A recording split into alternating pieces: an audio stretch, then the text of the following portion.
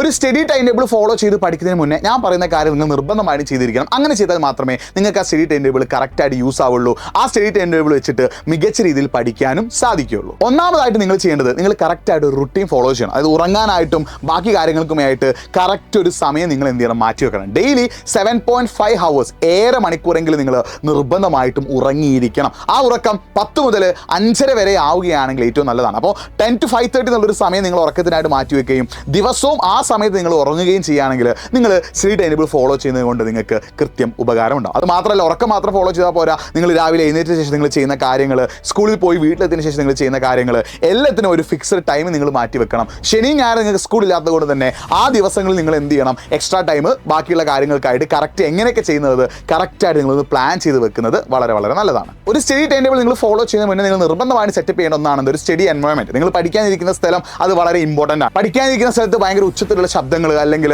T വിയിൽ നിന്നുള്ള ശബ്ദം, അല്ലെങ്കിൽ കിച്ചണിൽ നിന്നുള്ള ശബ്ദം, ഈ ശബ്ദങ്ങളൊക്കെ വളരെ വലിയ രീതിയിൽ വരികയാണെങ്കിൽ നിങ്ങൾക്ക് പ്രോപ്പറായിട്ട് പഠിക്കാൻ സാധിക്കില്ല. അതേപോലെ തന്നെ നിങ്ങൾ ഇരിക്കുന്ന പൊസിഷൻ, നിങ്ങളുടെ study time table, proper lighting, ഈ കാര്യങ്ങളൊക്കെ നിങ്ങൾ ശ്രദ്ധിക്കണം. നിങ്ങൾ പുസ്തകത്തിലേക്ക് കറക്റ്റായിട്ട് ലൈറ്റ് എത്തണം. നിങ്ങൾ ഇരിക്കുന്ന പോസ്റ്റർ, ഈ കാര്യങ്ങളൊക്കെ ശ്രദ്ധിച്ച് പഠിച്ചാൽ മാത്രമേ നിങ്ങൾ ഒരു സ്റ്റഡി ടൈം ടേബിൾ ഫോളോ ചെയ്ത് പഠിക്കുമ്പോൾ അത് നിങ്ങൾക്ക് യൂസ്ഫുൾ ആവുള്ളൂ. ഒരു സ്റ്റഡി ടൈം ടേബിൾ ഉണ്ടാക്കുന്നതിന് മുന്നേ നിങ്ങൾ നിർബന്ധമായിട്ട് നിങ്ങളുടെ സബ്ജക്റ്റിനെ 3 കാറ്റഗറി ആയിട്ട് തരംതിരിച്ചിരിക്കണം. Easy, medium, tough. നിങ്ങൾക്കുള്ള സബ്ജക്റ്റുകളെ ഈസി സബ്ജക്റ്റ് ഏതൊക്കെയാണ്, മീഡിയം സബ്ജക്റ്റ് ഏതൊക്കെയാണ്, ടഫ് സബ്ജക്റ്റ് ഏതൊക്കെയാണ് നിങ്ങൾ കറക്റ്റായിട്ട് ഡിവൈഡ് ചെയ്തിരിക്കണം. എന്നിട്ട് അതിൽ ഏറ്റവും കൂടുതൽ സമയം നിങ്ങൾ പഠിക്കാനായിട്ട് മാറ്റി വെക്കേണ്ടത് ടഫ് സബ്ജക്റ്റിനാണ്. അതുപോലെ തന്നെ നിങ്ങൾ സ്റ്റഡി ടൈം ടേബിൾ ഫോളോ ചെയ്യുമ്പോൾ നിങ്ങൾ നിർബന്ധമായിട്ട് സെറ്റപ്പ് ചെയ്യേണ്ട ഒന്നാണെന്ത്, സ്റ്റഡി ടൈം. രാവിലെയും രാത്രി നിങ്ങൾ പഠിക്കാനായിട്ട് മാറ്റി വെക്കണം. അതിൽ രാവിലെ ഏറ്റവും ടഫുള്ള വിഷയവും രാത്രി ഏറ്റവും ഈസിയുള്ള വിഷയമാണ് നിങ്ങൾ പഠിക്കേണ്ടത്. ഇതിനിടയിൽ നിങ്ങൾ റിവിഷൻ ആയിട്ടുള്ള സമയം നിങ്ങൾ കണ്ടെത്തണം. അപ്പോൾ ഈ കാര്യങ്ങളൊക്കെ ഫോളോ ചെയ്ത് നിങ്ങൾ റെഡി ആണെങ്കിൽ നിങ്ങൾക്ക് പിന്നെ ആവശ്യമുള്ള ഒരു കാര്യം സ്റ്റഡി ടൈം ടേബിൾ ആണ്. ആ സ്റ്റഡി ടൈം ടേബിൾ എൻ്റെ അടുത്തുണ്ട്. നിങ്ങൾ എനിക്ക് സ്റ്റഡി ടൈം ടേബിൾ ഒരു മെസ്സേജ് അയക്കാൻ ഞാൻ എന്ത് ചെയ്യാം, ആ സ്റ്റഡി ടൈം ടേബിൾ നിങ്ങൾക്ക് അയച്ചു തരാം. അത് ഫോളോ ചെയ്ത് നല്ല ഉഷാറായിട്ട് പഠിക്കുക. ഇനി ഈ സ്റ്റഡി ടൈം ടേബിൾ അല്ലാതെ വേറെ എന്തെങ്കിലും കാര്യം നിങ്ങൾക്ക് സ്റ്റഡി ടിപ്പായിട്ട് ആവശ്യമുണ്ടെങ്കിൽ അത് നിങ്ങൾ കമൻറ്റ് ബോക്സ് ഒന്ന് ടൈപ്പ് ചെയ്യുക. ചാനൽ ഫോളോ ചെയ്യാൻ